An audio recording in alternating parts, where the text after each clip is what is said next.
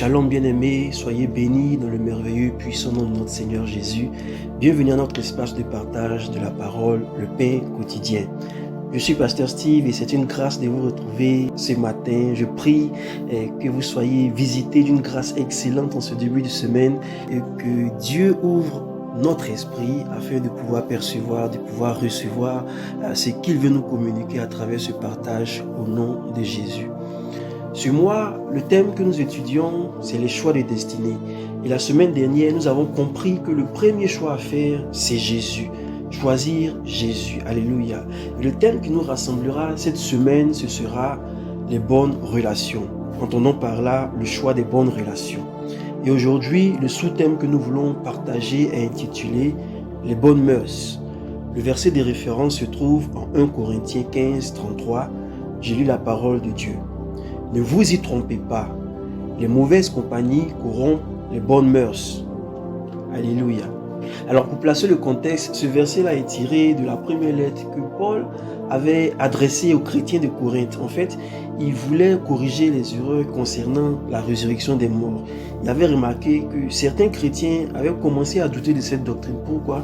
Parce que d'autres prédicateurs qui remettaient tout en cause enseignaient en fait autre chose et mettaient en doute cette résurrection des morts là et donc la résurrection de Jésus. Alléluia. Et Paul leur écrit pour les avertir en fait des dangers que ces prédicateurs là pourraient avoir sur leur foi et même sur leur morale. Amen. Pour bien comprendre donc ce verset, je souhaite qu'on l'étudie pas à pas. Je le divise en 3 parties. D'abord, on a « Ne vous y trompez pas ». On le comprend vite, ne vous y trompez pas, c'est une mise en garde. Et ici, Paul va venir mettre en garde contre ce que j'appelle la naïveté de certains. Amen. Je vais parler de ce relâchement-là que nous avons dans notre spiritualité, à ne plus faire attention à qui nous faisons entrer dans notre entourage, à qui nous écoutons, à qui nous laissons faire. Alléluia. Et c'est à double sens. Souvent, on spiritualise tout et d'autres fois, on banalise tout. Alléluia. Et donc, il vient attirer ici notre attention sur le fait de vraiment rester prudent et de ne pas être laxiste en fait dans nos choix en ce qui concerne nos relations. Alléluia. Ensuite, les mauvaises compagnies.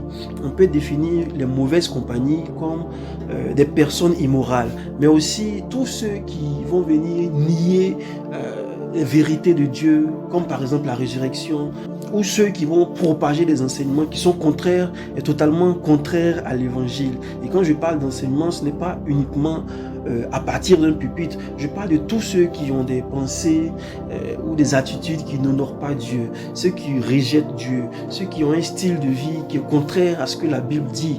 Et ceux-là, ils enseignent aussi de par leur style de vie. Alléluia. Donc, les mauvaises compagnies font référence aux personnes qui ont des pensées, qui ont des valeurs, qui ont des comportements négatifs et qui vont venir promouvoir en fait des choses qui vont détruire notre foi, qui vont détruire notre morale. Alléluia. Ce sont des gens qui peuvent nous influencer à agir de manière inappropriée, de manière, indigne d'enfants de Dieu. Amen. De manière à avoir des pensées qui sont impures, des gens qui vont nous pousser à remettre nos propres convictions en question. Alléluia. Et enfin, on a corrompre les bonnes mœurs. Corrompre ici, c'est détruire, c'est dégrader, c'est altérer.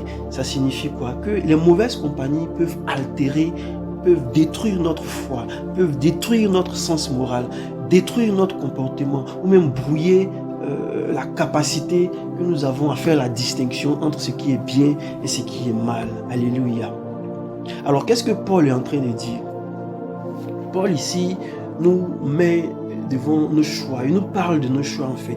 Il nous explique l'importance de choisir les fréquentations, l'importance de choisir nos fréquentations. Pourquoi? Parce que fréquenter des personnes qui sont négatives ou qui ont des valeurs morales douteuses peut avoir un impact négatif sur notre propre caractère, peut avoir un impact négatif sur notre propre comportement et peut même aller jusqu'à tuer notre destinée. Alléluia. Alors il est en train de dire que nous devons toujours être prudents avec les gens que nous fréquentons parce que soit ils peuvent nous améliorer, soit ils peuvent nous détruire. Même dans le monde, c'est un principe qui est connu. Hein. Il est impossible de fréquenter quelqu'un qui est paresseux et puis devenir courageux. Non, c'est impossible de fréquenter régulièrement des gens qui sont improductifs et puis devenir productifs. On finit par être contaminé par ces personnes-là. Alléluia. Donc, tu vas finir par devenir paresseux, tu vas finir par devenir improductif si ce sont les gens de personnes que tu côtoies. Je me souviens, quand on était un peu plus petit, peut-être que certains l'ont expérimenté, nos parents nous interdisaient souvent d'approcher un tel, de ne pas marcher avec un tel. Pourquoi? Parce que soit c'était un voleur, soit c'était un drogué, soit c'était un enfant impoli, soit c'était un enfant qui ne respectait pas ses parents. C'était pour éviter que ces personnes qui n'avaient pas un bon témoignage aussi nous influencent. Alléluia. Et dans cette même idée-là, on a Proverbe 13, 20 qui dit que celui qui fréquente les sages devient sage, mais celui qui se plaît avec les insensés s'en trouve mal. Ça veut dire quoi? Ça veut dire simplement que marcher avec les sages, marcher avec les personnes sages va te permettre d'acquérir leur sagesse, va te permettre d'acquérir leur discernement et leur bon comportement. Par contre, fréquenter les gens qui sont insensés, fréquenter les fous, fréquenter les imprudents va nous exposer à des influences négatives, des influences qui vont nous mener à l'échec, des influences qui vont nous mener à la souffrance. Amen. Mais qu'est-ce que cela implique pour nous aujourd'hui? Cela implique en fait plus de vigilance de notre part. La vie est telle qu'elle est. Nous sommes obligés d'avoir des relations parce que l'être humain même, c'est un être relationnel. Alléluia. Et ces relations-là, quoi qu'on veuille, elles ont une grande influence sur notre caractère. Elles influencent notre personnalité et elles influencent même notre destinée. Donc, Paul vient nous exhorter à ne pas nous tromper. Alléluia. Pourquoi? Parce que l'influence dont on parle, elle est subtile. On ne la voit pas, on ne la sent pas, on ne la perçoit pas. Mais on ne peut pas en même temps vivre entouré de gens qui ne partagent pas notre foi, vivre dans le compromis en permanence en pensant que cela ne va pas affecter notre foi, cela ne va pas affecter notre comportement.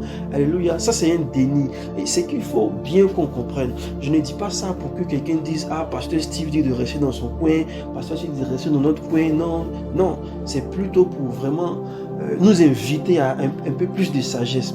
On a par exemple Jésus qui fréquentait les pécheurs pour les sauver, mais sans forcément adopter leur mode de vie. C'est pareil ici. Nous sommes en fait en mission dans le monde sans être du monde. C'est ce que Jean disait. Alléluia.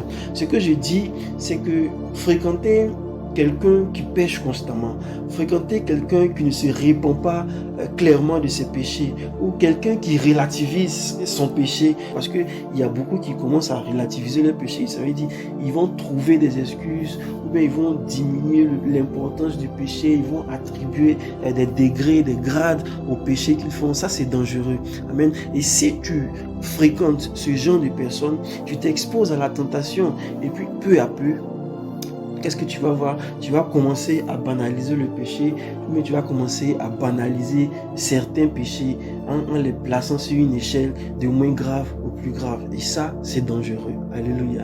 Bien sûr, je ne dis pas que nous devons arrêter d'aider ceux qui ont besoin de repentance. Je dis que nous ne devons pas tomber nous-mêmes dans ce que j'appelle le péché par amitié ou bien le péché par complicité. Alléluia. Alors, qu'est-ce qu'on peut retenir? On peut retenir que ce verset-là rappelle aux Corinthiens et à nous aujourd'hui même l'importance de vraiment veiller sur nos relations. Pourquoi? Parce qu'elles façonnent notre caractère, parce qu'elles façonnent notre foi. C'est aussi un appel pour nous à vraiment examiner nos fréquentations, à examiner nos choix. Il faut que nous demandions à Dieu vraiment la sagesse pour discerner les influences de notre vie et la force aussi de nous attacher à ce qui est bon. Alléluia. Ma prière aujourd'hui est que le Seigneur ouvre nos yeux et qu'il nous donne la force de choisir des compagnies qui nous aident à grandir dans la foi et à le glorifier lui au nom de Jésus. Bénédiction.